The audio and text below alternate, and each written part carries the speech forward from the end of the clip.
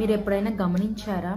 ఒక విషయంలో మనం దేవుని దగ్గర సరి అయినప్పుడు, అదే విషయంలో మరలా మనం ఇంకా 7 టైమ్స్ ఎక్కువ మనం అదే విషయంలో పడిపోతూ ఉంటాం. అదే విషయంలో శోధనలో 7 టైమ్స్ హయ్యర్‌గా పడిపోతూ ఉంటాం. ఎందుకంటే సాతానంట అది ఎప్పుడైతే ఆ శోధన విషయంలో మనల నుంచి విడిచిపోయిందో, పోయి మరలా దాంతోపాటు మరి ఒక 7 దురాత్మలు తీసుకొని వచ్చి ఇంకా ఎక్కువగా శోధిస్తదంట. ఇంకా ఎక్కువ ఆ పాపంలో పడిపోయేటట్లు చేస్తుందంట. అయితే యేసుప్రభు ఏమంటున్నాడంటే, మీరు శోధనలో ప్రవేశించకుండానట్లు మెలకువగా ఉండి ప్రార్థన చేయుడి అని దేవుడు మాట్లాడుతున్నాడు. మరి నీకు ఒక ఒక ఒక సిన్ ఉందేమో నీలో, అది నువ్వు దేవుళ్ళో కరెక్ట్ చేసుకున్నావు. కరెక్ట్ చేసుకున్నప్పటి నుంచి సాతానికి ఇంకా మరి ఎక్కువగా నీ పైన దృష్టి ఉంటుంది. ఎప్పుడైతే దాన్ని వదిలిపెట్టి నువ్వు దేవునిలోకి వచ్చావో, నువ్వు ఆ టెంప్టేషన్ గురించి నువ్వు అది కంప్లీట్గా పక్కన పెట్టేసినా అది ఏం చేస్తుంది తెలుసా, నేను ఇంకా ఆ విషయంలో నిన్ను టెంప్ట్ చేస్తూ ఉంటుంది. పర్లేదు, ఈ సీన్ చూడు, ఈ సీరియల్ చూడు, ఈ ఫిల్మ్ చూడు, ఏం కాదు, నువ్వు జస్ట్ చూస్తున్నావు, చెయ్యట్లేదు అని చెప్పేసి అది నిన్ను మరి ఎక్కువగా బలవంత పెట్టేస్తుంది.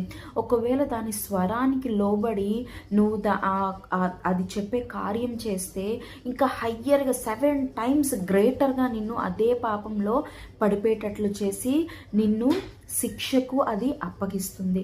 మరి అయితే దేవుడు ఏమంటున్నాడంటే, మీరు శోధనలో ప్రవేశించకుండా ఉండాలంటే మీరు ఏం చేయాలి? ప్రేయర్ చేయాలి.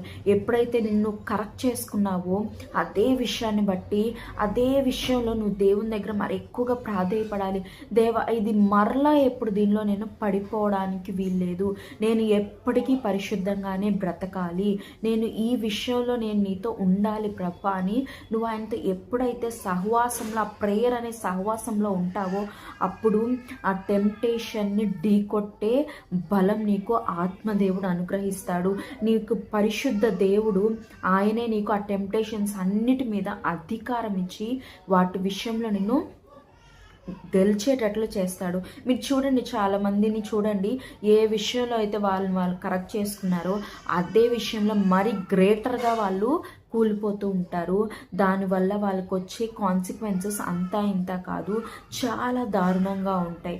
మరి అట్లనే ఒక విషయంలో నువ్వు ఎప్పుడైనా ముందుకు వెళ్తున్నప్పుడు, దేవుని పని విషయంలో కానీ లేదా నీకు బ్లెస్సింగ్ తెచ్చే ఒక విషయంలో ముందుకు వెళ్తున్నప్పుడు సాతాన్ ఏం చేస్తుంది, నిన్ను ఫస్ట్ నీ మైండ్ని దాడి చేస్తుంది. నీ మైండ్ని దాడి చేసి, ఇదిగో నువ్వు అలా వెళ్తే నీకు ఇలా పర్సిక్యూషన్ ఉండొచ్చు, నువ్వు ఇలా ఇక్కడ ప్రేయర్ మీట్ పెడితే నీకు ఫాల్స్ ఎలిగేషన్స్ నీ మీద వస్తాయి,